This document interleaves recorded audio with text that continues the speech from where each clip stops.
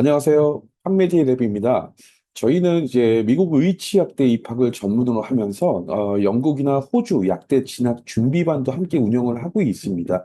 얼마 전에 저희가 이제 그 영국 약대 유학의 현실 영상을 한번 유튜브에 게재를 했는데 그 이후에 많은 학부모님들께서 호주는 어떤지 이 부분에 대해서 이제 문의가 또 많으셔서 저희가 오늘 영상을 준비해 봤습니다. 국내 유학원들이 이제 호주 약대를 홍보하는 메시지가 늘 이제 세 가지로 요약이 되는데요. 뭐 이제 호주 약사가 부족하다. 호주 약대 졸업하면 자동으로 취업이 된다. 영주권은 시간 문제다. 뭐 이런 이야기들이 많죠. 그래서 영국 약대의 위험성을 알게 된 많은 학부모님들께서 이 호주를 대안으로 보시면서 이 단순한 메시지가 이제 그 한국 학생들의 진로를 사실상 결정하고 있는데요. 그런데 2024년 중반부터 2026년 사이에 호주의 의료 인력 시장과 이제 이민 정책이 한국 유학생들에게 불리한 방향으로 빠르게 재편되고 있습니다. 영국이 이제 8년 룰과 낮은 약사 처우로 인해서 길을 막았다면 호주는 또 다른 세 개의 벽을 세웠는데요. 첫째가 약대 졸업 후에 비자가 24개월로 단축되면서 단축된 24개월의 절벽, 그리고 둘째, 호주 약사의 81%가 호주의 이제 대도시, 도시에 몰려 있어서 이미 포화된 도시 시장이고요. 셋째가 괜찮은 호주 내에 이제 공공병원 인턴 자리는 영주권자에게 먼저 배정되는 구조적인 차별이 있습니다. 이 셋이 겹치면서 한국 유학생들이 호주 약사가 되는 길이 영국보다 오히려 더 좁아지고 있다는 거죠. 그래서 오늘은 이 마케팅 그 메시지들을 호주 정부 공식 자료 그리고 약사위원회 안내문 그리고 가장 권위 있는 인력 보고서 이런 것들로 같이 하나씩 검증을 해드릴게요. 호주 약대 유학이 나쁘다는 뜻이 아니고요. 제대로 알고 준비했을 때만 가치 있는 선택이 된다. 이런 사실을 데이터로 보여드리도록 하겠습니다. 먼저 오늘 영상의 순서를 정리해 드릴게요. 첫 번째가 호주 약대 졸업 후에 호주 약사 취업의 현실을 정리해 드릴 거고, 두 번째가 호주 약대 4년이 전체 커리큘럼과 수업 난이도 어떻게 되는지 정리해 드릴 거고, 세 번째, 판메드랩에서 제공하는 호주 약대 선행학습 프로그램에 대해서 간단하게 소개해 드리도록 하겠습니다. 오늘 영상에서 이제 말씀드리는 호주 약대, 호주 약사 취업 등에 대한 현실과 데이터, 그리고 이제 정보들이 지금 화면에서 보고 계시는 슬라이드에 보시는 이제 여러 공신력 있는 출처를 통해서 직접 조사하고 확인된 내용들입니다. 출처는 여기 보이시는 것처럼 호주 정부 공공기관도 있고, 호주의 이제 주요 약대, 약사 의료인 규제기구, 약사 인력 보고서 여러 가지가 있죠. 그래서 어떤 정보든 간에 100% 완벽하다고 말씀드릴 수는 없는데, 학부모님들이라든가 이제 학생들 분께서 충분히 참고하시기에 신뢰할 만한 자료들입니다. 이런 부분들을 말씀을 드리도록 하겠습니다. 오늘 그러면 영상의 첫 번째 순서입니다. 호주는 약사가 부족하다. 유학원들이 이제 가장 먼저 꺼내는 이 한 문장, 정말 사실일까요? 그렇다면 이제 누구에게, 어디서, 어떤 약사가 부족한 것일까? 이걸 알아야 되는데, 호주 약사 부족한 이제 부족이라든 마케팅 뒤에 숨겨진 통계 함정을 들여다보도록 하겠습니다. 호주 약대 상담을 받아보시면 이제 학부모님들께서 거의 빠짐없이 듣게 되는 두 마디가 있는데요. 호주는 약사가 부족해서 졸업만 하면 취업이 거의 된다. 그리고 약국의 74%가 약사를 못 구해서 난리다. 이 두 마디만 들으면 누구나 다 이제 그래도 호주는 영국이나 미국에 비해서 안전하구나 하고 안심하게 될 수 있는데 문제는 이 두 문장이 거짓말이 아니라는 거죠. 호주에 이제 약사가 부족한 건 정부도 인정한 사실이고 74%라는 숫자도 실제 보고서에 나와 있습니다. 영국 약대 영상에서 지난번에 말씀을 드렸던 것처럼 가장 무서운 건 거짓말이 아니라 잘려나가는 이제 절반의 진실 이런 거죠. 그래서 그 잘려나간 절반이 무엇인지 호주 정부의 1차 자료로 말씀을 드리도록 하겠습니다.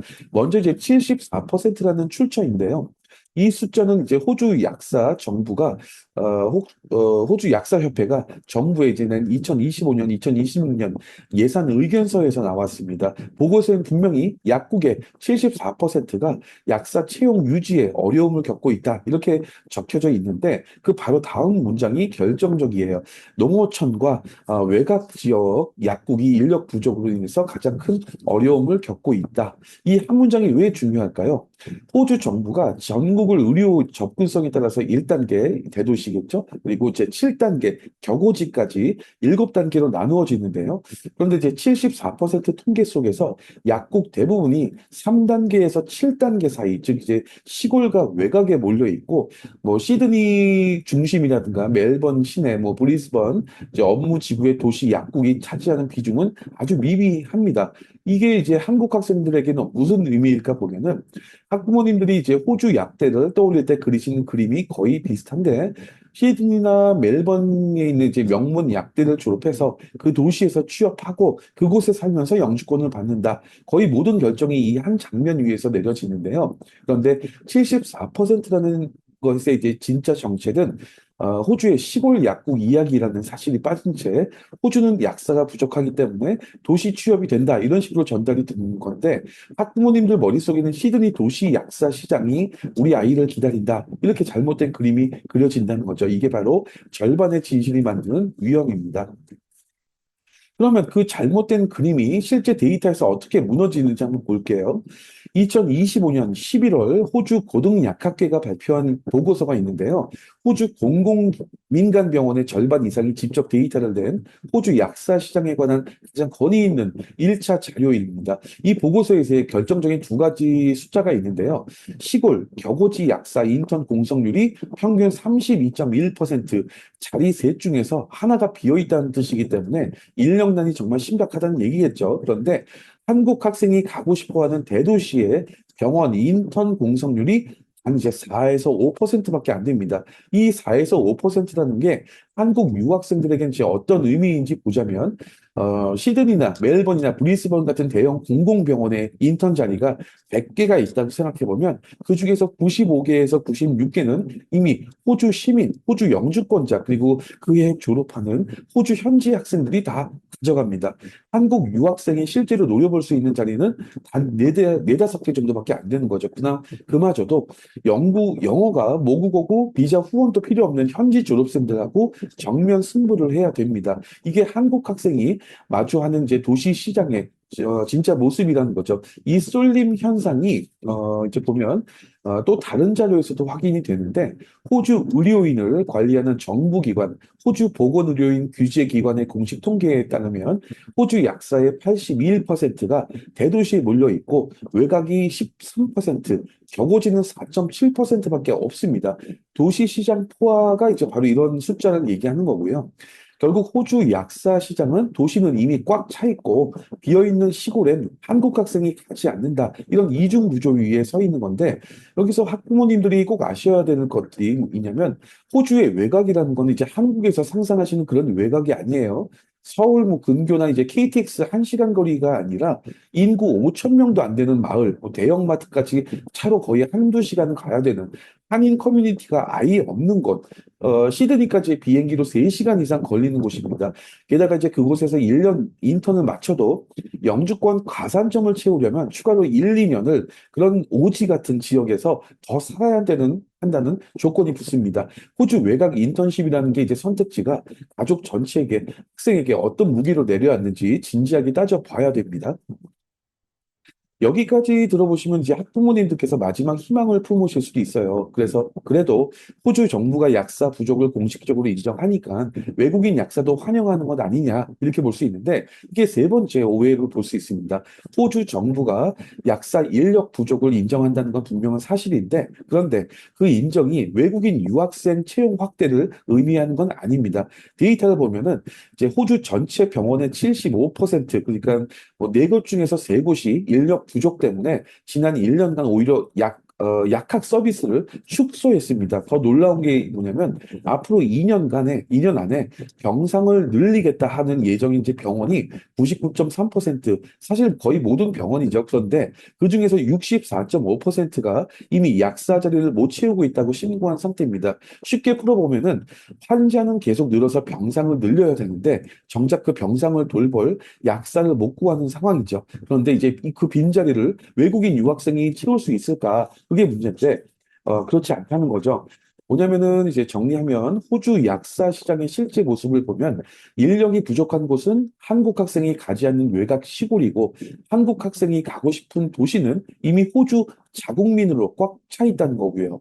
그래서 이제 호주 정부의 인정이 외국인을 환영한다는 신호가 아니라 자국민과 영주권자에게 우선순위를 더 강하게 주겠다 이런 신호로 봐야 되고요. 결론을 보면은 호주는 약사가 부족하다는 헤드라인 한 줄만 갖고 이제 호주 약대 진학을 결정하면 위험하다.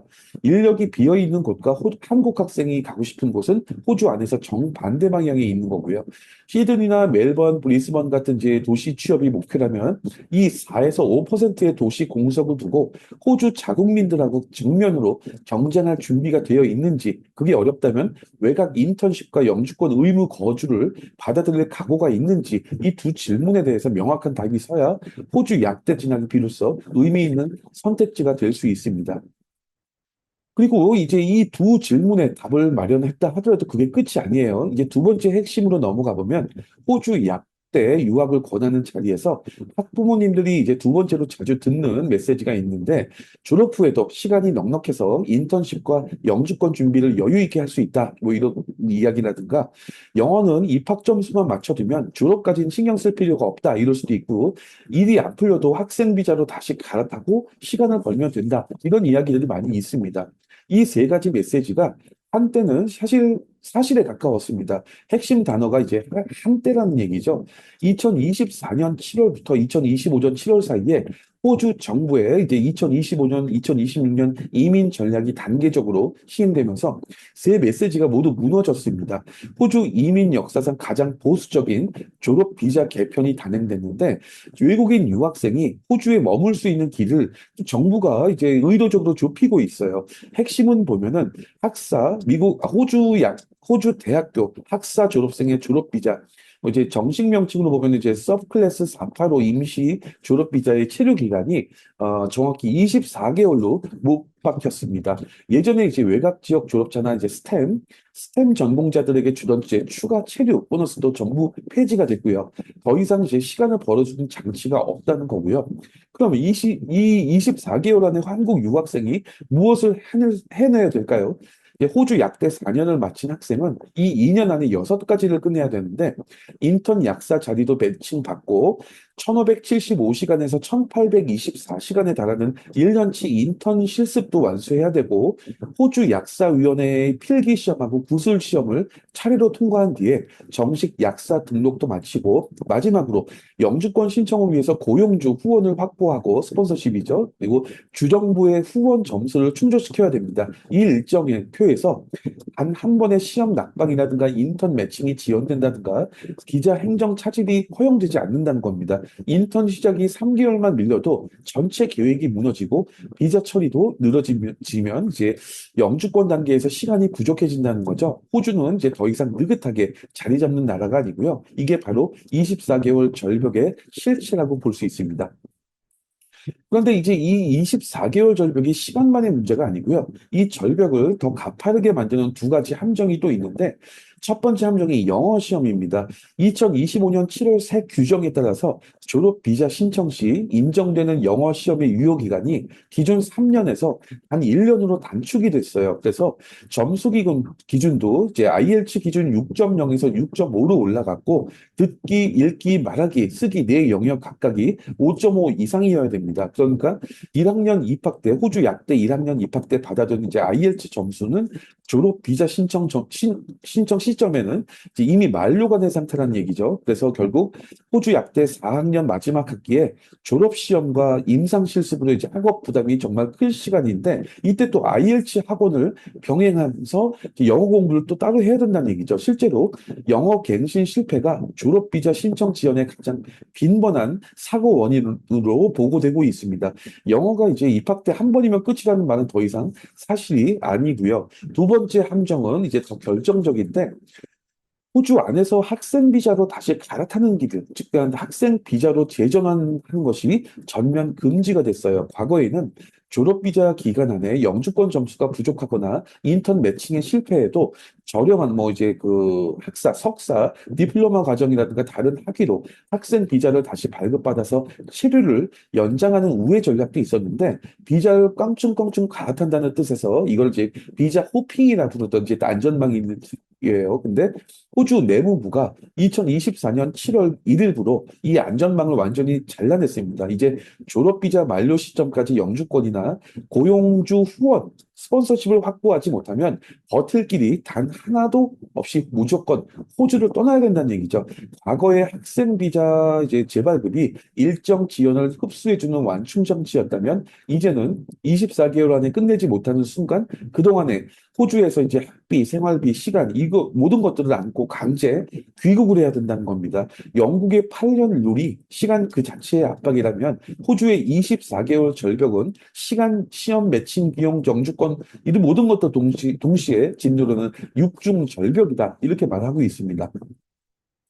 그런데 이 육중 절벽에 더해지는 탐정이 또 있어요. 졸업 비자를 신청할 수 있는 연령 상한선이 기존에는 50세였는데 35세로 무려 15년이나 줄어들었습니다. 비자 신청 수수료도 100% 그러니까 두 배가 올랐고요. 한국에서 대학을 다니다가 자퇴했거나 어떤 학생이 아니면 뭐 한국에서 직장 생활을 거쳐서 늦게 호주 약대를 진학했던 이제 30대 초중반 학생들 같은 경우에 이 35세 연령 제한이 결정적인 장벽이 될 수 있다는 거죠. 호주 약대 4년을 마친 시점에 만 35세를 단 하루라도 넘기면 졸업 비자 신청 자격 자체가 사라집니다. 연구 위주의 석사 과정이 이제 마스터 오브 리서치인데 이게 아닌 이상 일반 학사나 수업 중심의 석사 졸업생들한테는 어떤 예외도 적용되지 않는다는 거죠. 한국 남성 학생들에게는 더 이제 사정이 까다로운데 1년 반에서 뭐 2년 정도 군 복무 기간까지 더해지면 호주 약대 졸업 시점이 이미 33세 이상 되겠죠. 그렇게 되면 졸업하자마자 35세 제한이 코앞에 다가와 있다는 거죠. 이 연령 제한이 단순한 행정 조항이 아니라 진학 가능성 자체를 가르는 이제 결정적인 변수가 될 수 있다는 겁니다. 그래서 결국 2025년에 호주는 더 이상 충분한 시간을 두고 자리 잡는 나라가 아닙니다. 24개월이라는 단일 비자 기간 안에서 인턴 매칭, 시험 합격, 영주권 점수 충족까지 모든 것을 다 끝내야 되고 단 한 번의 차질도 회복할 기회를 주지 않습니다. 시간과 시험, 매칭 비용, 영주권에 더해서 이제 연령까지 이 모든 게 동시에 짓누르는 그림이 이제 바로 호주 24개월 절벽의 진짜 모습이라고 할 수 있습니다. 이제 세 번째 핵심으로 넘어가 볼게요. 24개월 절벽 안에서 한국 유학생이 가장 먼저 부딪히는 관문이 바로 인턴 매칭이고, 이 관문이 호주 약대 유학의 세 번째 위기인 구조적인 차별의 핵심입니다.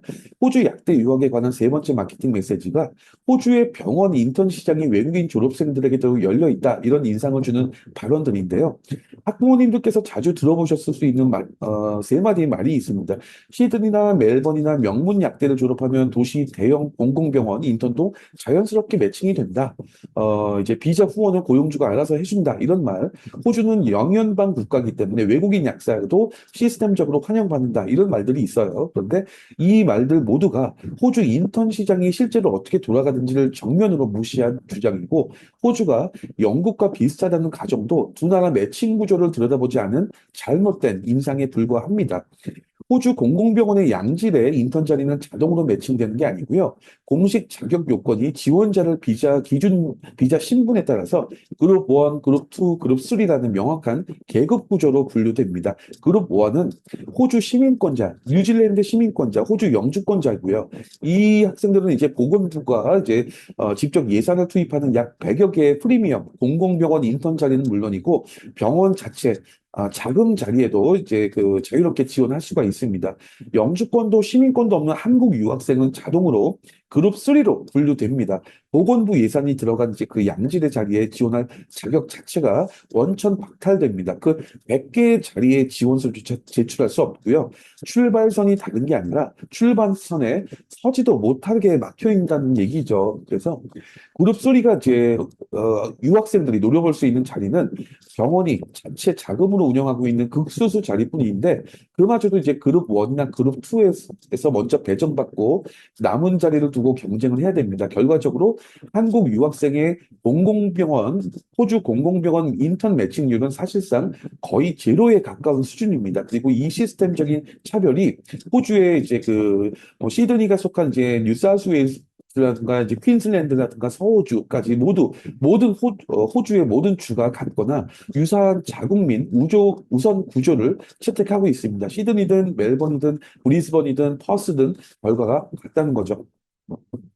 그러면 한국 유학생이 운 좋게 지원해 볼 수 있는 극소수의 병원 자리는 어떻게 운영되고 있을까요? 호주 병원 약사 인턴 프로그램의 공식 가이드라인에는 한 줄이 분명히 못 박혀 있는데요. 국제학생 지원자는 본인의 비자를 미리 확보한 상태로 지원해야 되고, 프로그램은 어떠한 취업 비자 후원도 비자 관련 조언도 제공하지 않는다. 이렇게 이거를 이제 이야기를 해보면 한국 유학생은 본인의 돈과 본인의 노력으로 졸업 비자를 먼저 취득한 상태로 인턴에 지원해야 되고, 그 비자가 주는 노동 권리만으로 인턴 기간을 버텨야 된다. 이런 얘기죠. 인턴을 하는 도중에 이제 비자가 만료 시점에 다가와도 병원은 어떤 보호 장치도 이제 어떤 후원도 제공하지 않는다는 겁니다. 여기까지 들어보시면 이제 그 학부모님들께서 이렇게 생각하실 수 있죠. 공공병원이 안 되면 외곽 지역의 작은 약국이라도 비자 후원을 해줄 수 있지 않겠냐. 안타깝게도 이제 외곽 커뮤니티 약국에서 비자 후원자 스폰서를 또 찾는 것이 역시 거의 불가능에 가깝습니다. 이유를 보자면 비자 후원자 라이선스를 유지하는 일이 작은 약국에도 행정적으로 재정적으로 큰 부담이 될 수가 있어요. 매년 수천 달러의 이제 호주 달러로 이제 다른 호주 인력 양성 기금 부담금 이제 영어로 셀프 랩이라고 하는데 이 비용도 고용주가 내야 되고요. 외국인을 채용할 때마다 거쳐야 되는 행정 절차도 적지가 않습니다. 외곽의 작은 약국 사장님이 한국 유학생 한 명을 받기 위해서 이런 부담을 굳이 감수할 이유가 없죠. 그래서 호주의 외곽 약국 인턴십도 비자 후원의 관점에서 보면 사실상 거의 막혀 있다 이렇게 봐야 됩니다. 이쯤에서 이제 가장 결정적인 비교를 해볼 건데, 호주의 이 폐쇄적인 매칭 구조가 같은 영연방 국가인지 영국 시스템하고 나란히 놓고 볼 때 가장 분명하게 드러나는데요. 영국에는 이제 약사가 되기 위한 통합 매칭 시스템이 있습니다. 그걸 오리엘이라고 부르는데, 약사 파운데이션 트레이닝 매칭 시스템입니다. 이 학생들이 영국의 이제 그 정부죠. NHS 병원이나 커뮤니티 약국 자리에 한 번에 매칭되는 구조인데요. 이 오리엘 시스템은 이제 국제학생 지원자들에게도 이제 매칭 기회를 차별 없이 제공하고 있어요. 그뿐 아니라 영국의 상당수 NHS 병원이나 커뮤니티 약국 고용주들이 숙련 노동자의 비자를 시스템적으로 후원해주고 있습니다. 외국인 졸업생이 안정적으로 트레이닝을 마치고 정식 약사로 등록할 수 있는 국가 차원에서 길을 열어놓은 구조라는 거죠. 호주는 정확히 그 반대입니다. 인턴 자리 자체에 비자 후원을 해주는 고용주를 찾는 일이 정말 어렵고요. 결국 이제 호주가 영국과 비슷하다는 마케팅 메시지는 두 나라가 어떻게 작동하는지를 들여다보지 않은 채 만들어진 이제 인상일 뿐이고, 이제 실제로는 정반대라고 보시면 됩니다. 그래서 한국 유학생은 도시 공공병원 인턴십에서는 자격 자체가 박탈된 채로 외곽 지역의 작은 커뮤니티 약국 인턴십에 매달릴 수밖에 없는 현실이고요. 그렇게 외곽 약국 인턴으로 들어가시더라도 임금이 또 웨이지가 결코 넉넉하지가 않습니다. 호주의 노동 기준을 정하는 정부기관 페어워크의 산업 임금표에 따르면 호주 인턴 약사 1년 차 임금이 주당 1,068 호주 달러, 시급 약 28 호주 달러입니다. 시드니나 이제 멜번이나 원룸 평균 월세를 감안하면 인턴 1년 동안의 사실상 저축은 당연히 불가능한 거고, 오히려 부모님이 추가 송금을 해주셔야 생활 자체가 살아갈 수 있는 그런 상황인 거죠. 학부모님께서 이제 우리 아이가 인턴하면서 돈도 벌고 그 돈으로 영주권을 준비하면 되겠지. 막연히 이제 그리시는 그림과는 거리가 한참 먼 현실이 다가온다는 거죠. 지금까지 이제 풀어드린 그 핵심 이제 내가 도시 인력 포화 24개월 비자 절벽 인턴십 그리고 이제 차별 구조 약사위원회 행정 부담 이 하나로 묶였을 때 이것들이 하나로 묶이면 한국 유학생들에게 실제로 어떤 일이 벌어지는지 빈번히 보고되고 있는 두 사례를 보여드릴게요. 이 사례들은 이제 학생 개인의 노력 부족이 아니라 호주 보건이민 시스템이 깔아놓은 구조의 결과물입니다. 첫 번째 사례를 보면 어떤 학생이 있어요. 이 학생은 이제 시드니 명문 약대를 졸업하고 24개월 절벽 안에서 강제 귀국한 A씨라고 합니다. 한국에서 인서울대학에서 자연과학부를 자퇴하고 만 21세에 시드니로 건너갔는데 이 학생은 이제 4년간 학비와 생활비로 약 3억 정도를 소요했습니다. 부모님이 이제 노후 자금을 헐어서 마련해 주신 돈인데 4년 과정은 무사히 잘 마쳤고요. 그런데 약대 졸업 직전에 2025년 7월 달에 그 시행된 영어 시험 유효기간 단축 규정으로 인해서 입학 때 받아둔 IELTS가 만료가 됐어요. 그래서 결국 가장 바쁜 약대 4학년 말에 IELTS 학원을 병행하면서 점수를 다시 따느나 이제 몇 달을 또 흘려보냈죠. 겨우 이제 졸업 비자를 받았는데 이제 이 학생을 뉴사우스 웨일스의 그 산하 이제 시드니 대형 공공병원 인턴에 지원했어요. 인터뷰 기회조차 거의 잡지 못했고 4에서 5%뿐이 이제 그 도시 공석이 이미 영주권자와 호주 시민권자 신규 졸업생만으로 다 채워져 있었다는 거죠. 이제 목표를 낮춰서 이제 그 주에 있는 외곽 작은 약국의 매칭에 성공을 했는데 그 시점에 비자 자녀가 이제 이미 18개월, A씨는 이제 1575시간 인턴까지 채우고 호주 약사위원회 필기 구술 시험을 모두 합격해냈는데요. 그런데 이제 정식 약사 등록증을 받아든 날에 비자의 남은 시간이 단 한 달이었습니다. 영주권 점수는 75점, 2024에서 2025년 라운드 기준으로 약사 직군 컷오프가 85에서 90점, 95점이었는데 초청 가능성은 사실상 0%죠. 마지막 희망인 482 고용주 후원 비자도 외곽 약국 사장이 라이선스 유지 부담스럽다 그래서 거절을 했습니다. 결국 A씨는 약 3억 원 정도의 매몰 비용과 호주 약사 등록증 한 장만 쥐고 이 학생 비자 재전환 금지로 갈아탈 길마저 막혀서 결국은 한국으로 리턴을 했습니다. 이 학생이 이제 게을렀겠습니까? 그렇지 않죠. 이제 시스템이 만든 결과라는 얘기죠. 음. 그러면 이제 처음부터 아이의 이 학생이 있는데 이 학생은 도시 경쟁을 피하고 영주권 가산점 전략으로 이제 외곽을 아예 처음부터 택해서 진행을 했는데 이 학생을 보면 외곽 인턴 매칭에는 성공했어요. 그런데 영주권 점수 미달 때문에 비자 만료를 맞았습니다. B 씨는 이제 시드니 멜번 경쟁을 일찌감치 포기하고 가산점을 노릴 수 있는 퀸즐랜드 주 이제 외곽 약대로 진학을 했습니다. 외곽의 이제 32%의 공석률 덕분에 졸업 직후에 인근 커뮤니티 약국의 인턴 매칭에 수월하게 성공했고 약사 면허도 순조롭게 받았습니다. 여기까지는 좋았는데 문제는 면허 취득 이후였어요. B 씨가 이제 외곽 지역의 우대 비자인 491 비자 이걸 이제 기술노동 지방 임시 비자라고 하는데 이걸 신청했는데 결정적인 변수가 비자 처리 시간이었습니다. 491 비자가 이제 신청자의 90%가 결과를 받기까지 8개월에서 많게는 2년 가까이 걸리는 기본적으로 1년 이상 걸리는 게 보통입니다. 이 학생이 이제 영주권 의사 등록을 낸 시점에 비자 잔여 기간이 이미 이제 6개월밖에 안 남았고 영주권은 또 점수 경쟁이기 때문에 75에서 80점 수준이던 이 학생은 이제 90점 이상의 고득점자들에게 밀려서 매월 라운드에 이제 초청을 받지 못했습니다. 결국 이제 만료 한 달을 앞두고 482 비자 후원을 부탁했는데 약국 사장이 거절했고요. 학생 비자 재전환 금지로 다른 길마저 막혔고요. 그래서 B 씨도 호주 약사 면허 한 장만 쥐고 한국을 강제 리턴을 했습니다. 처음부터 이제 외곽 가산점 전략을 썼는데도 결과는 A 씨와 똑같았다는 거죠.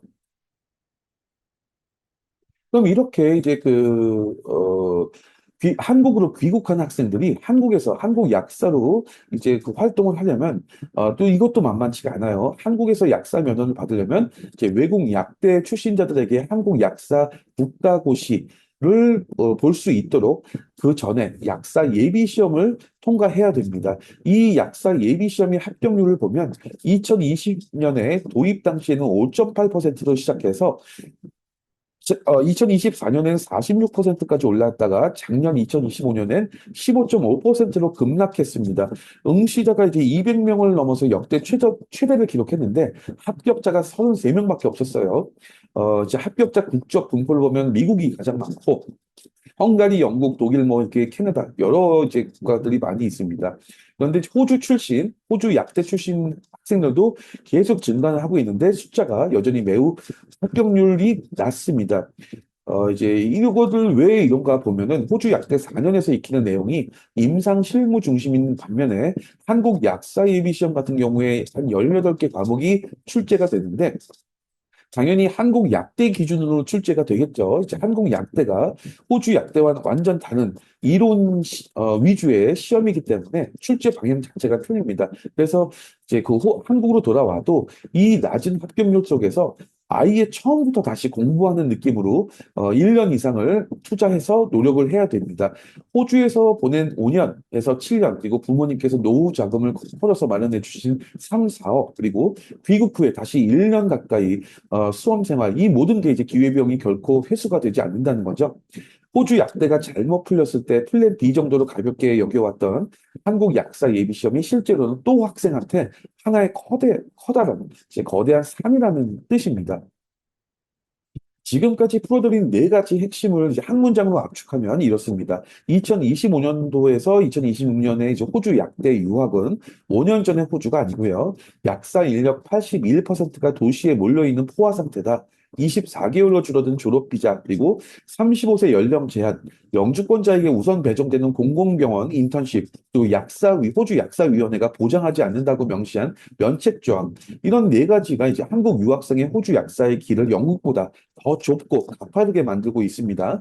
영국이 이제 외국인 졸업생들에게 이제 NHS 트레이닝 길을 시스템적으로 열어주고 있는 동안 호주는 그 길을 이제 행정적으로 닫아두고 있다는 사실을 알아야 됩니다. 그래서 호주 약대 진학을 결정하기 전에 이제 학생과 학부모님들께서 정확히 이 세 가지 명확한 질문에 답을 할 수 있어야 됩니다. 첫 번째가 24개월 안에 인턴 매칭과 1575시간이라는 실습, 호주 약사위원회 필기 구술 시험, 영주권 점수 90점 이상이라는 이 육중 관문을 모두 통과할 학업이나 영어 능력이 학생에게 있는지. 두 번째, 귀국 시에 합격률 15.5%의 약사 예비 시험을 1, 2년 더 준비할 자원과 의지가 있는지. 세 번째, 호주 외곽 지역 인턴십과 영주권 거주 의무까지 다 받아들일 수 있는지. 이 세 가지 질문에 모두 예, 이렇게 답할 수 있으면 호주 약대 유학은 여전히 의미 있는 선택지인 거고요. 그런데 하나라도 망설여진다면 학생과 학부모님들의 이제 여러 가지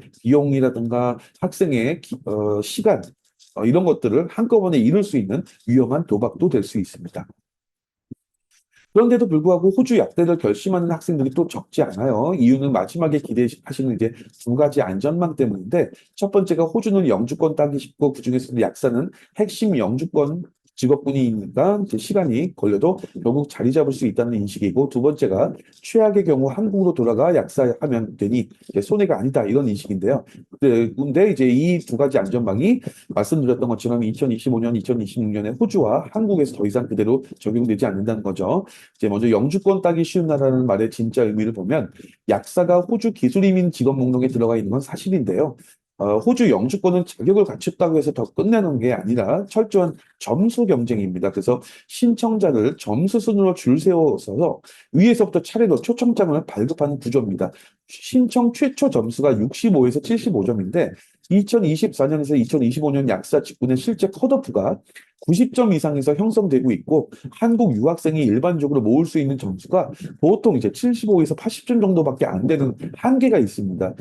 그리고 이제 자격은 있지만 매월 줄만 서다가 끝난다는 얘기고요. 여기에 더해서 호주 정부가 2025년, 2026년 회계 연도부터 가장 핵심적인 영주권 비자 서브 클래스 189를 다른 비자를 쓰고 남은 잔여 쿼터만 받는 구조로 바꿨고 주정부 후원 할당량도 약 30%를 줄였습니다. 외곽 지역 우대 비자인 491이 대안으로 거론되고 있는데 5년간 외곽 거주 그리고 풀타임 근무 의무가 붙어서 학사 4년과 인턴 1년 그다음에 491 비자 5년을 더 합치면 영주권에 도달할 수 있는 때까지 10년 가까이 외곽에서 보내야 된다는 얘기죠. 영주권 따기 쉬운 나라 이 표현은 2018년부터 2022년 이때 호주를 묘사한 것이고 지금의 호주는 전혀 그렇지가 않다는 겁니다. 이 영주권이 깨지고 나면 이제 따라붙는 두 번째 말이 그래도 호주 약사는 워라밸이 좋다 이런 말이 있는데요. 평균 연봉이 한국 돈으로 이제 1억에 가깝다는 통계가 있는 건 사실인데 이게 이제 인턴 1년을 마친 정식 등록 약사 기준이고 앞서 보여드렸던 것처럼 시급 28달러, 호주 달러죠. 인턴과는 전혀 다른 이야기라는 겁니다. 2022년 8개국 11,306명을 분석한 지 메타 연구에 따르면 호주 약사의 51%가 번아웃을 겪고 있고 그중에서도 동네 약국 약사의 번아웃 비율이 61.2%로 가장 높습니다. 한국 유학생들이 진입할 가능성이 가장 높은 자리가 바로 호주 외곽 동네 약국이라는 점을 떠올려 보면 가장 도달하기 쉬운 자리가 가장 이제 번아웃이 심한 자리다 이렇게 볼 수 있어요. 그래서 이제 마지막 안전망이 이제 한국 돌아가서 약사하면 된다. 이것도 그 전에도 이제 말씀을 드렸죠. 전 슬라이드에서 호주에서 인턴 매칭에 실패하면 이제 한국 약사 시험 응시도 사라질 수가 있습니다. 한국보건복지부의 보건의료인 국가시험 응시 자격 관련 외국 학교 등 이제 인정 기준 자료에 따르면 4년제 외국 약대 졸업자에게 졸업 후에 1년의 인턴십을 추가로 요구하고 있어요. 그래서 호주의 표준 비팜 이게 4년제인데 호주에서 이제 1년 인턴이 한국 약사 시험의 필수 전제 조건이 됩니다. 그래서 결국 호주 약대 졸업 후에 인턴 자리를 못 잡고 귀국을 하게 되면 호주 약사가 면허가 있어도 한국 약사 시험을 볼 수가 없습니다. 그렇기 때문에 이런 부분도 정확히 알고 있어야 돼요. 네, 이제 이렇게 이제 호주 약대의 차가운 현실을 알고도 자녀의 이제 학생의 호주 약대 진학을 결심하셨다면 이제 가장 본질적인 질문이 남습니다. 우리 아이가 이제 호주 약대 4년을 과연 살아남을 수 있을까? 호주 약대 유학생의 졸업률이 25% 남짓이라는 통계가 있을 정도로 만만한 길이 아닙니다. 오늘 영상의 두 번째에서는 이제 학년별, 호주 약대 학년별 학습 내용이 무엇인지 그리고 유급의 진짜 이유, 한국 수능 출신 학생이 호주 약대에 곧바로 다이렉트로 입학했을 때 문제, 그다음에 호주 약대 입학 전에 선행학습이 왜 옵션이 아니라 학업적인 생존의 필수인지를 보여드리도록 하겠습니다. 이 필수가 이제 왜 그렇게 무거운지 이해하시려면 먼저 학생이 호주 약대 입학 전부터 졸업 후에 영주권 취득까지 거쳐야 될 전체 프로세스를 한눈에 봐야 됩니다. 이 여정이 5단계로 구분될 수 있는데 먼저 호주 약대 입학 전에 파운데이션 과정이라든가 한국 수능을 통해서 직접 입학 준비에 8개월에서 1년 정도 걸리고 그다음에 호주 약대 비팜 4년 과정으로 1학년부터 이제 임상 실습 시작되고요. 졸업 후에는 이제 1년의 인턴 약사 기간 동안 인턴 교육 프로그램을 병행하고 그다음에 이어진 호주 약사위원회의 필기 시험, 구술 시험 이것들을 다 18개월 안에 통과해야 되고 마지막 영주권 신청 후에 1년 반에서 2년의 심사 대기까지 거쳐야 됩니다. 모두 합치면 이제 6, 7년 정도 걸려요. 그런데 이 5단계가 단순히 시간 순으로 흘러가는 게 아니고요. 앞 단계의 성취도가 다음 단계의 진입 자격을 좌우하는 누적 결정적인 구조입니다. 1학년의 학점이 4학년 인턴 매칭을 결정하고 인턴 매칭이 영주권 점수 가산을 결정하고 영주권 점수가 호주 잔류 여부를 결정합니다. 결국 이제 1학년, 호주 약대 1학년의 첫 학기의 작은 점수 하나가 6년 후에 영주권을 받느냐 못 느냐를 결정하는 출발선이 된다는 거죠. 그러면 이제 그 1학년, 호주 약대 1학년부터 호주 약대가 이제 한국 약대와 어떻게 다른지를 볼게요. 가장 본질적인 차이는 호주 약대는 1학년부터 곧바로 약학, 본과 과정이 시작되고 동시에 임상 실습도 시작됩니다. 한국이 이제 예과, 미국도 비슷하죠. 예과 2년에 본과 4년의 구분이 아니라 이 호주 약대는 입학하자마자 약학의 본질적인 학습이 폭격적으로 폭격처럼 쏟아지는 구조입니다. 호주 약대 1학년의 핵심이 의학화학이에요. 그래서 의학화학이 이제 영어로 이제 메디시널 케미스트리라고 하는 과목인데 단순히 분자 구조를 외운다 이런 게 아니라 약물의 화학 구조, 그다음에 인체에 미치는 효능의 관계 이런 것들을 분석합니다.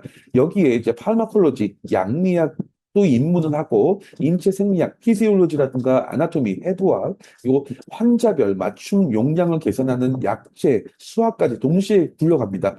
그리고 1학년 2학기부터는 곧바로 임상 실습이 시작돼요. 뭐 예를 들면 이제 퀸슬랜드 대학교의 약대 같은 경우에는 1학년 2학기부터 매주 4시간씩 동네 약국에 직접 나가서 환자 응대, 그다음에 처방전 검토를 영어로 평가받습니다. 2학년이 되면 이제 ADME, 즉 약물의 흡수, 분포, 대사, 배설 이런 원리를 본격적으로 다루는 이제 이게 약학의 꽃 중에 하나죠. 약물 대사 과목이 중심이 되고 약제학과 임상약학 입문이 더해지고요. 1학년에 배운 이제 화학 개념, 즉 케미스트리 개념이 약물의 인체 내에서 작동 원리로 확장되는 단계고요. 실습 강도도 올라가서 5주짜리 동네 약국 병원 실습이 병행이 됩니다. 3학년이 되면 약물 치료학, 이거 이제 테라퓨틱스라고 하죠. 이게 호주든 영국이든 캐나다든 한국이든 가장 중요한 과목이 이제 테라퓨틱스죠. 이게 시작되고요. 특정 질환을 가진 환자에게 어떤 약을 어떤 용량으로 어떤 순서로 처방할지 이런 것들을 결정하는 가장 임상적인 과목입니다. 그리고 4학년이 되면 6주짜리 블록 임상 실습 두 차례가 마지막 관문으로 배정되고 졸업 시험 그리고 졸업 비자용 이제 IELTS 갱신까지 한꺼번에 안고 가야 됩니다. 여기서 학생들이 꼭 알아야 되는 게 뭐냐면 호주 약대 커리큘럼이 다선형으로 설계되어 있다는 거예요. 1학년의 상연기 평형이 2학년에서는 약물 흡수, 3학년에서는 신부전 환자 약물 용량 부족, 조절, 그다음에 4학년에는 중환자실 산염기 보정으로 점점 더 깊고 임상적으로 반복해서 등장합니다.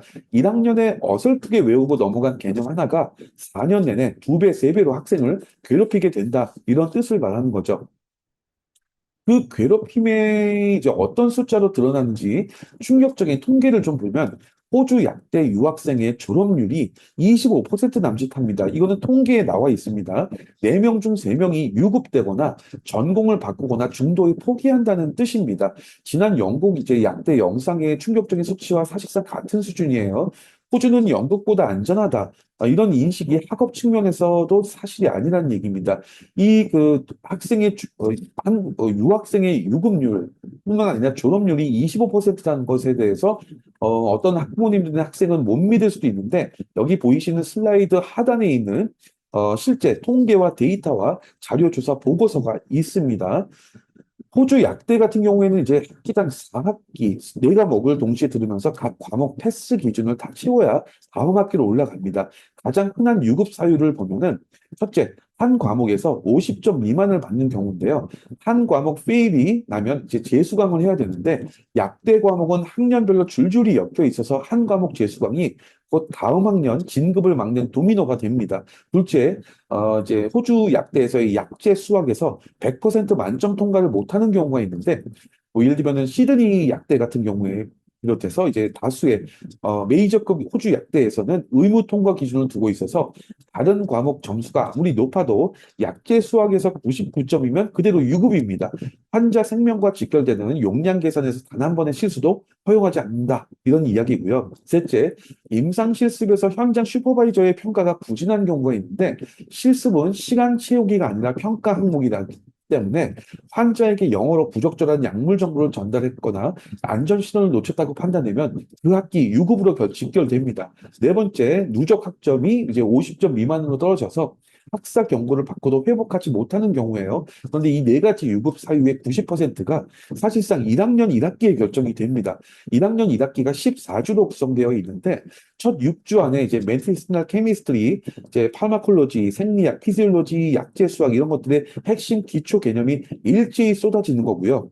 매주 네 과목 강의를 따라가면서 매주 퀴즈하고 격주 실험 보고서 4주차부터는 이제 첫 실험 평가까지 동시에 진행이 됩니다. 이 시기에 기초 개념이 이해되지 않아서 강의를 못 따라가게 되면 다시 학습할 시간 자체가 존재하지 않습니다. 다음 주에는 또 다른 또 그만큼의 강의가 쏟아지기 때문이겠죠. 여기서 이제 학부모님들이 그 꼭 아셔야 될 변화가 있는데요. 최근 호주 약대들이 이제 한국 수능 점수하고 한국의 고등학교 내신만으로 한국에 있는 일반 고등학교 졸업생의 직접 입학을 또 받기 시작했습니다. 뭐 모나시 약대부터 해서 한국 학생 페이지에 보면 여러 국내 유학원까지 수능 점수만으로 한국 호주 약대 직진 가능이라는 메시지가 적극적으로 홍보되고 있습니다. 한국 약대가 닫혀 있는 상황에서 호주가 수능만으로 갈 수 있다고 하니까 당연히 이제 그 학생 입장에서는 자연스럽게 희망을 갖겠죠. 그런데 입학 가능과 입학 후 따라갈 수 있다. 이거는 완전히 다른 얘기겠죠. 그 격차를 만드는 함정이 세 가지가 있는데 그래서 이제 한국 수능 출신 학생들이 호주 약대 1학년 1학기부터 가장 빨리 무너집니다. 첫 번째가 영어의 본질이 다르다는 거죠. 수능 영어하고 IELTS는 이제 글을 읽고 정답을 찾는 수동적인 독해를 재는데 호주 약대는 영문 실험 보고서 작성부터 해서 모의 환자 앞에서 5분간 영어 복약 지도, 그룹 토론에서 가설 변호 같은 능동적인 산출을 요구합니다. IELTS 7점대 학생들도 모의 환자 평가에서 깊이 좌절하는 경우가 많이 있어요. 두 번째가 이제 그 삼중 변환의 부담입니다. 한국어로 이제 케미스트리나 바이올로지를 외운 학생들은 입학과 동시에 그 개념을 영어 용어로 또 다시 바꾸고 영어로 산출을 해야 됩니다. 학습 효율이 절반 이하로 떨어지겠죠. IB나 A레벨을 이수한 국제학교나 이제 뭐 특목고 출신 학생들은 같은 강의실에 앉아도 출발선이 완전히 다르다는 얘기죠. 세 번째, 실험 실무 역량의 부재입니다. 수능, 과탐, 만점이라도 호주의 이제 피펫이나 분광기를 직접 다뤄본 한국 학생들은 당연히 없기 때문에 호주 약대는 1학년부터 실험 보고서가 성적을 좌우하고 안전수칙 위반으로 첫 보고서가 0점을 받는 사례가 상당히 많다고 합니다. 그런데 그 0점이 왜 그대로 학점에 박혀버릴까요? 이 모든 함정을 합쳐서 이제 호주 약대 공부가 왜 그렇게 어려운지를 단 한 단어로 표현하면 평가 시스템이 구조적인 차이가 있습니다. 한국 대학은 한 학기에 보통 시험이 두 번, 중간고사, 기말고사 이렇게 있죠. 그래서 한국 학생들은 시험 직전에 몰아서 이제 벼락치기처럼 공부하는 패턴에 익숙한데 호주 약대는 완전히 다릅니다. 지속 평가라고 부르는 시스템이 작동을 하는데요. 14주짜리 한 학기 동안 매주 또는 이제 격주로 퀴즈, 실험 보고서, 그룹 프로젝트, 모의 환자 응대 평가가 누적이 되고 이 점수가 모두 합산돼서 최종 학점을 결정합니다. 한 주라도 진도를 놓치거나 아프면 그때도 점수 손실로 직결된다는 얘기죠. 호주 대학 지침은 기말고사 비중을 50% 이내로 권고하고 있고 나머지 절반은 학기 내내 진행되는 누적 평가로 채우도록 하고 있습니다. 여기에 이제 한국 학생을 가장 괴롭히는 구조가 하나 또 있는데 학기당 네 과목을 동시에 들으면서 각 과목이 독립된 평가 일정을 움직입니다. 네 과목이 각각 다른 교수의 다른 일정을 따라가다 보니까 학생들은 3주 차에 A 과목에 대한 뭐 퀴즈, 4주 차에 B 과목에 대한 실험 보고서, 5주 차에는 C 과목에 대한 그룹 발표, 6주 차에는 D 과목에 대한 모의 환자 평가 이런 것들을 다 동시에 준비해야 된다는 얘기죠. 한국 학생들이 흔히 이제 한 과목씩 집중해서 잘하면 된다 이렇게 생각할 수 있는데 호주에서는 한 과목에서 집중하는 순간 나머지 세 과목 마감을 놓치고 누적 평가에서 회복 불가능한 점수 하락을 겪는다는 거죠. 영국 약대하고 비교하면 이 차이가 더 분명해지는데요. 영국 약대는 이제 모듈 시스템으로 되어 있죠. 그래서 1년을 큰 덩어리로 묶어서 연말에 일괄 평가를 한대요.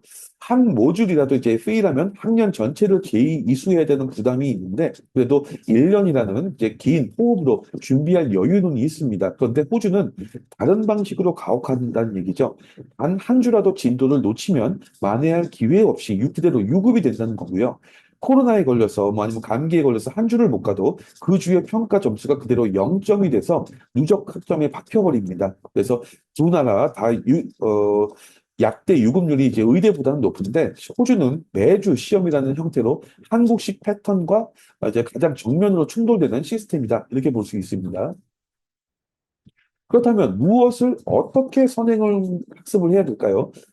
호주 약대 1학년 학점의 90% 이상이 을 결정하는 이제 핵심 선행 과목이 네 가지입니다. 말씀드렸던 것처럼 메디시널 케미스트리, 의학화학, 그다음에 얼가닉 케미스트리, 유기화학, 파르마콜로지, 양리학, 그다음에 인체병태 생리학, 휴먼 피지올로지, 패소피지올로지라고 하죠. 그다음에 해부학, 아나토미, 그다음에 약제 수학입니다. 그중에서도 유기화학, 얼가닉 케미스트리 성적 우수자가 고학년 약물학에서도 최상위권에 머문다는 상관관계가 호주 약대 내부 분석에도 일관되게 보고될 만큼 메디시널 케미스트리하고 이제 올가닉 케미스트리 유기화학이 가장 중심에 있고 약제 수학은 다수의 호주 약대가 이제 100% 만점 통과를 요구하는 의무 과목입니다. 문제는 많은 유학생들이 출처 불명의 이제 요약본이나 국내 있는 이제 수능, 화학, 인강 같은 걸로 독학을 시도하고 있는데 호주 약대가 요구하는 기초 과학이 순수 과학 탐구가 아니라 임상과 약물 치료에 응용되는 맞춤형 과학이기 때문에 두꺼운 원서를 혼자 파봐야 뭐 산염기 평형 계산, 아니면 작용기 치환에 따른 약효 변화 같은 핵심 응용 부분을 거의 놓치게 되겠죠. 그래서 한국어만으로 외운 내용이 영문 보고서나 세미나에 힘을 못 쓰는 거고 무엇보다도 이제 잘못된 개념이 스스로 굳어지는 오개념의 자가증식이 큰 함정으로 작동합니다. 그래서 호주 약대 입학 전의 선행학습은 반드시 두 축이 함께 가야 되는데 첫 번째가 정교하게 설계된 인터넷 강의입니다. 영미권 약대 1학년 수준의 일반화학, 제너럴 케미스트리, organic 케미스트리, 제너럴 바이올로지, 약제 수학 이런 것들 약학적 응용 일정에 맥락에 맞춰서 훈련하고 호주 약대 4년 내내 필요할 때마다 돌아가서 다시 들을 수 있는 무한 반복 시스템이어야 됩니다. 둘째는 학생의 이해 상태를 실시간으로 진단하고 교정해주는 1대1 전문가 튜터링이 또 필요하죠. 오늘 영상의 세 번째 순서입니다. 앞에 이제 섹션에서 풀어드린 이제 호주 약대 학업의 본질, 그리고 1학년부터 4학년, 1학년이 이제 4년의 운명을 결정짓는 누적 구조, 그리고 입학 전의 선행학습의 절대적인 필수성, 이런 것들을 이제 쭉 말씀을 드렸는데요. 그러면, 이제 무엇을 어떻게 선행학습을 해야 되는가? 이번 순서에서는 이제 판매드랩이 운영하는 호주 약대 선행학습 프로그램이 어떤 인간 커리큘럼 그리고 1대1 전문가 튜터링으로 이제 호주 약대 1학년 그의 GPA 방어를 가능하게 하는지, 그리고 왜 이 프로그램이 호주 약대 진학 학생들에게 정확하게 들어맞을 수 있는지를 보도록 하겠습니다. 본격적인 설명에 들어가기 전에 학부모님들께서 자연스럽게 이런 질문을 떠올릴 수 있을 거예요. 이제 그 그렇다면 이제 호주 약대 1학년 강의 내용 자체를 한국에서 미리 공부하면 되지 않냐? 이렇게 질문할 수 있는데, 안타깝지만 이 답은 분명하게 불가능합니다. 이유는 두 가지인데요. 첫 번째가 호주 약대 1학년 강의는 학생이 이미 기초과학을 완벽하게 갖추고 있다는 전제 위에 설계가 됩니다. 교수들이 이제 이 화학 결합은 어떤 의미다, 이 세포 구조는 이렇게 생겼다 같은 기초를 설명해 주지 않고요.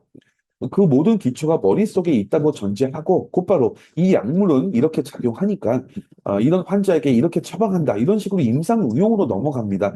기초과학이 비어있는 학생들에게 이 강의가 당연히 무슨 외계어처럼 들려서 한 시간이 지나도 단 한 줄도 이해하지 못하고 강의실을 나올 수밖에 없겠죠. 두 번째, 시드니나 모나시라든가 퀸즐랜드 약대 같이 이렇게 호주의 모든 약대들의 강의 슬라이드, 강의록, 평가 자료는 정식 등록된 재학생들에게만 학교 내부 시스템으로 제공됩니다. 입학 전 학생이 이 자료에 합법적으로 접근할 수 있는 경로 자체가 존재하지 않습니다. 그러면 입학 전에 학생이 할 수 있는 일이 무엇일까요? 호주 약대 1학년 강의 안에 녹아 있는 기초과학을 미리 단단히 가져놓는 거죠. 이것이 이제 입학 전에 합법적으로 효과적으로 할 수 있는 유일한 준비고, 판매드랩의 선행학습 인강이 정확히 이 기초과학을 미국 대학 수준의 깊이로 체계적으로 다루도록 설계되어 있다는 겁니다. 여기서 또 이제 한 가지 의아하실 수 있을 거예요. 미국 약대 준비용 인강이 호주 약대 학생들에게도 정말 들어맞느냐? 이렇게 질문할 수 있겠죠. 자연과학의 기본 원리는 미국, 영국, 호주 전혀 다르지가 않습니다. 약물 분자 구조, 인체 정상 생리, 약물 용량 계산의 수학적인 토대, 이런 것들은 어느 나라의 약대를 가도 다 똑같죠. 판매드랩의 인강이 원래 이제 미국 약대 입학 준비용으로 설계됐어도 이 보편적인 원리를 다루기 때문에 호주 약대 진학 학생들에게 그대로 들어맞는다는 얘기입니다. 호주 약대 1학년의 그 학점의 90%를 좌우하는 네 과목, 다시 말씀드릴게요. 의학화학, 유기화학 이런 것들이죠. 그 것들은 이제 이것들이 다 약물이라는 정밀 분자의 구조와 작용 원리를 다루는 학문인데, 약학교육 연구에서도 유기화학 성적은 약대 전체 학업 성취도를 예측하는 가장 강력한 단일 지표로 일관되게 보고되고 있습니다. 호주에서도 학사 연구와 유급을 가장 많이 만드는 과목이 이 올가닉 케미스트리, 유기화학입니다. 양리학과 생리학은 이제 약물의 흡수, 분포, 대사, 배설 이런 것들, 그리고 정상 인체 기능을 다루는데, 이 모든 것들이 일반 생물학, 제너럴 바이올로지 토대에 의해서 이해되는 거고요. 100% 만점 통과가 의무인 약제 수학 같은 것도 역시 그 뿌리가 제너럴 케미스트리, 일반 화학의 응용 계산과 화학 평형 원리입니다. 결국은 호주 약대 1학년의 네 과목 전부가 일반 화학, 일반 생물, 유기화학이라는 세 기초과학 위에 세워진 학문입니다. 시드니든 모나시든 퀸즐랜드든 1학년 강의를 한꺼풀 벗겨보면 그 안에 반드시 이 세 기둥이 골격으로 자리 잡고 있다는 거죠. 그래서 판매드랩 인강이 정확히 이 세 과목으로 구성된 건 우연이 아니고요. 약학 자체가 이 세 기둥 위에 서 있기 때문입니다. 그런데 이제 이 세 기둥이 출국 전에 한 번 다지는 것으로는 절대 버티지 못합니다. 그래서 판매드랩 인강의 또 다른 결정적인 강점인데, 바로 수강 기간 내에 무한 반복 학습 시스템입니다. 많은 학부모님들이 출국 전 직전에 1, 2개월, 2, 3개월 정도 단기 특강이나 두꺼운 영문 교재를 한번 훑어보기로 자녀를 보내는데, 이런 방식은 호주 약대 4년 생존에 거의 도움이 되지 않습니다. 이유는 두 가지인데 첫 번째가 망각 곡선이라는 게 있어요. 그래서 한 번 학습한 내용은 24시간 안에 70%, 일주일 안에 90% 이상 사라집니다. 출국 한두 달 전에 훑어본 개념이 학생이 호주 강의실에 앉을 무렵이 되면 이미 80%가 휘발된 상태라는 얘기죠. 두 번째가 호주 약대의 나선형 구조 때문입니다. 1학년의 산염기 평형이 2학년 약물흡수, 3학년 신부전 용량 조절, 4학년 때 중환자실 산염기 보정에서 계속 등장하는데 학교가 그 개념을 다시 가르쳐 주지 않고 곧바로 응용으로 들어갑니다. 1학년 초에 이제 기초가 4년 내내 살아 있어야 되기 때문에 한번 훑어보기로는 도저히 감당이 안 된다는 거죠. 게다가 이제 호주 약대가 매주 누적되는 지적 평가기 때문에 한 주만 놓쳐도 회복할 시간이 없습니다. 이런 환경에서 그 학생이 의지할 거라는 거의 유일한 안전망이 바로 필요할 때 언제든 돌아갈 수 있는 무한 반복 인강이라는 거죠. 판매디랩의 인강은 출국 전에, 학기 시작 전에, 강의에서 막힐 때마다, 그리고 고학년에서 1학년 개념이 다시 등장할 때마다 해당 챕터로 돌아가서 몇 번이나 이제 다시 들을 수 있게 설계되어 있습니다. 호주 약대나는 험준한 산을 오르는 이제 4년 동안 학생 손에 늘 펼쳐져 있는 등반지도 역할을 한다는 거죠. 그런데 그 지도가 아무리 정밀해도 학생이 길을 또 잘못 읽고 있는지 옆에서 봐줄 사람이 필요하겠죠. 그래서 판매드랩이 인간과 함께 운영하는 핵심 시스템이 바로 1대1 전문가 튜터링입니다. 인간만으로는 학습할 때 이제 가장 치명적인 함정이 잘못 이해한 내용을 옳게 맞게 이해했다고 학생이 스스로 착각하는 거죠. 텍스트만 읽고 이해했다고 넘겼는데 사실은 절반만 맞은 상태로 머릿속에 박혀버리는 경우가 매우 흔합니다. 그래서 전문 용어로 이제 이거 오개념이라고 하죠. 그 무서운 점이 한 번 자리 잡으면 그 잘못된 토대 위에 학습이 계속 쌓여 지식 체계가 처음부터 어긋난 방향으로 자란다는 겁니다. 그래서 이 누적 오류가 첫 시험에서 한꺼번에 무너지고 본인은 지금 이유도 모른 채 학사 경고, 유급의 위기까지 몰립니다. 이 5개념의 자가 증식을 막아줄 거의 유일한 방법이 이제 전문가가 학생의 이해 상태를 직접 확인하고 실시간으로 교정해주는 1대1 튜터링입니다. 판매드랩의 1대1 튜터링은 단순한 질의응답 창구가 아니고요. 학생이 이제 인강에서 생긴 의문을 한국어로 편하게 질문하면 전문가가 이해 상태를 정확하게 진단하고 올바른 사고로 이끌어주는 거고요. 기초과학이 호주 약대 본 과정에서 어떻게 임상으로 응용되는지까지 미리 연결해 줍니다. 네, 오늘 영상은 여기까지입니다. 끝까지 경청해 주셔서 감사하고요. 호주 약대 유학이 이제 결코 잘못된 선택이 아니고요. 다만 유학원들이 그려주는 이제 환상이 아닌 호주 약대의 실제 현실을 정확히 이해하고, 그다음에 그 현실을 견뎌내는 학문적인 무장을 입학 전에 갖춘 학생들에게만 비로소 가치 있는 선택이 된다는 거죠. 그래서 오늘 영상을 보시고 궁금한 점이 있으시거나 일대일 상담이 필요하신 분들은 판매디랩으로 연락 주시기 바랍니다. 자녀의 학생의 호주 약대 4년이 유학원의 항상이 아니라 학문적인 실력으로 단단히 받쳐질 수 있도록 진심으로 응원하고 하겠습니다. 감사합니다.